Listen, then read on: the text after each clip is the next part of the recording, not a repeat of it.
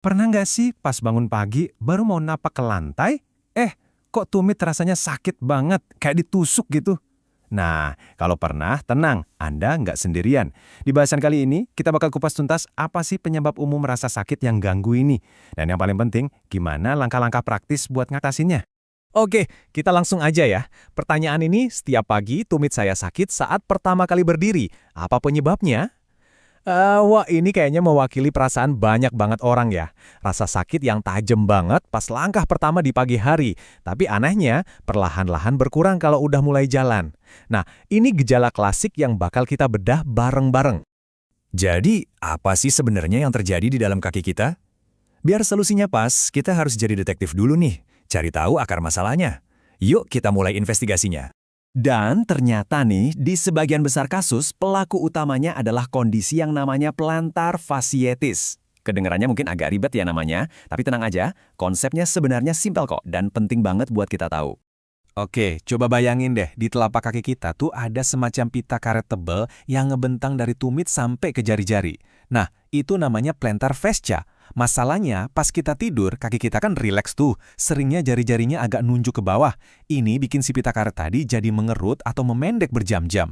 Jadi kebayangkan, pas kita bangun, langsung berdiri. Maksa si pita karet yang lagi kaku ini buat meregang tiba-tiba. Aduh, ya jelas aja rasanya sakit, tajam kayak kesetrum gitu. Nah, sekarang coba deh kita cek sama-sama. Siapa aja sih yang paling berisiko? Coba deh lihat daftar ini. Ada yang kena nggak di kamu? Mungkin kerjaan kamu nuntut buat berdiri lama. Atau sering jalan kaki jauh.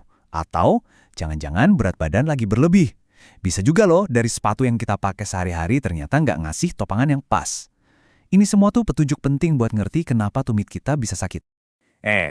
Tapi tunggu dulu. Walaupun plantar fasciitis ini tersangka utamanya, dia nggak sendirian. Penting juga buat tahu kemungkinan-kemungkinan lain. Soalnya, kalau salah diagnosis, ya penanganannya jadi nggak efektif kan? Jadi, apalagi kemungkinannya? Bisa jadi ada pertumbuhan tulang kecil yang namanya taji tumit, atau mungkin ada cedera di otot atau tendon sekitarnya. Bahkan hal-hal yang kayaknya sepele ya, misalnya tiba-tiba semangat olahraga lagi setelah lama nggak gerak, atau pakai sepatu baru yang belum nyaman, itu juga bisa jadi pemicu. Jadi intinya kita harus lihat gambaran besarnya, jangan langsung menyimpulkan. Oke, udah cukup jadi detektifnya.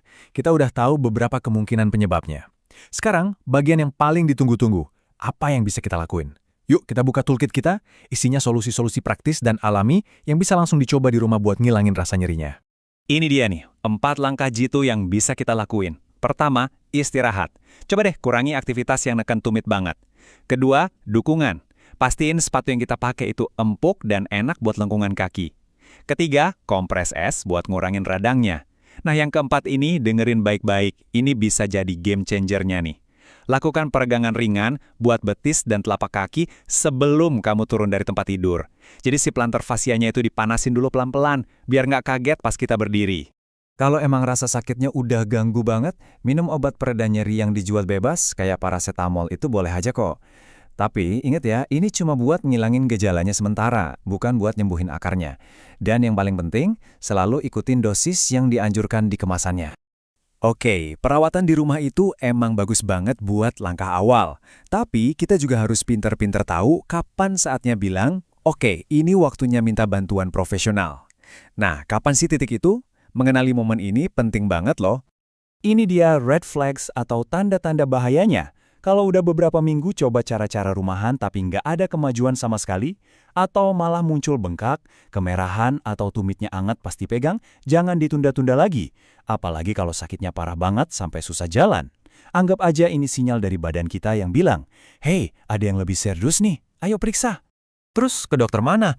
Kamu bisa mulai dari dokter umum dulu, nanti dari sana bisa dirujuk.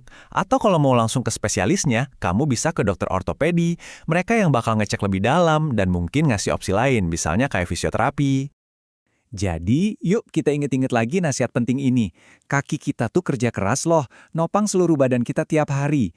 Jadi ngerawat kesehatan kaki itu bukan hal sepele, ini investasi buat kualitas hidup kita. Nah, setelah kita bahas semua ini, pertanyaannya balik lagi ke kamu.